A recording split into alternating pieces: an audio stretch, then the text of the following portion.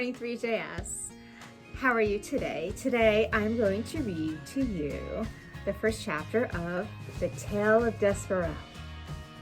Yes, another book by Kate DiCamillo, and this one is an award-winning John Newbery Medal book. And you know what?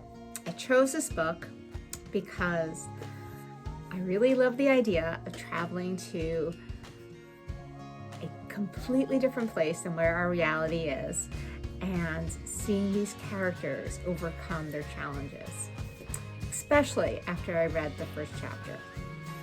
And by the way, this book was a gift to me from Georgia Stock. So thank you so much, Georgia. I'm so glad I have a chance to read this book to our class. The Tale of Despereaux being the story of a mouse, a princess, some soup, and a spool of thread. Book the first, A Mouse is Born. The world is dark and light is precious. Come closer, dear reader, you must trust me. I am telling you a story, and that is like a short little poem that's at the start of this book. Book 1, A Mouse is Born. Chapter 1, the last one. This story begins within the walls of a castle with the birth of a mouse. A small mouse, the last mouse born to his parents and the only one of his litter to be born alive. "Where are my babies?" said the exhausted mother when the ordeal was through. "Show to me my babies." The father mouse held the one small mouse up high. "There is only one," he said. "The others are dead." "Mon Dieu, does just the one baby mouse?" "Just the one. Will you name him?" "All of that work for nothing," said the mother. She sighed. "It is so sad. It is such a disappointment."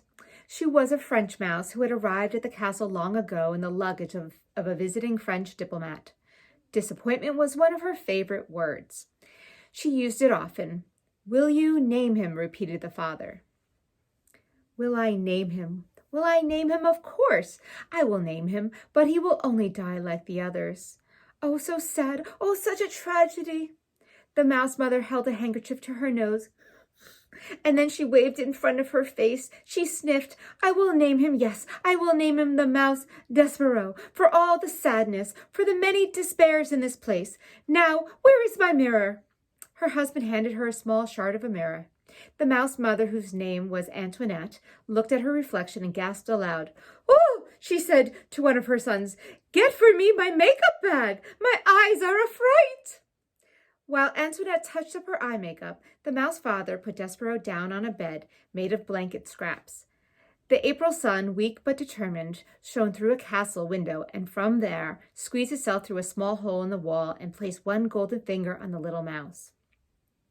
The other, older mice children gathered around to stare at Despereaux. "His ears are too big," said his sister Merlot. "Those are the biggest ears I have ever seen." Reminds me of Dumbo, right? His ears were so big. "Look," said a brother named Frollo. "His eyes are open. Pa, his eyes are open. They shouldn't be open." It is true. Despereaux's eyes should not have been open, but they were. He was staring at the sun reflecting off his mother's mirror. The light was shining onto the ceiling in the oval of brilliance, and he was smiling up at the sight. "There's something wrong with him," said the father. "Leave him alone." Despereaux's brothers and sisters stepped back, away from the new mouse. "This is the last," proclaimed Antoinette from her bed. "I will have no more mice babies. They are such a disappointment. They are hard on my beauty. They ruin for me my looks. This is the last one. No more." "The last one," said the father, "and he'll be dead soon. He can't live, not with his eyes open like that." And here is a picture of Despereaux's eyes should not have been open. Here's a picture of the poor little baby mouse. And the mother, Antoinette, in the background, applying makeup to her face.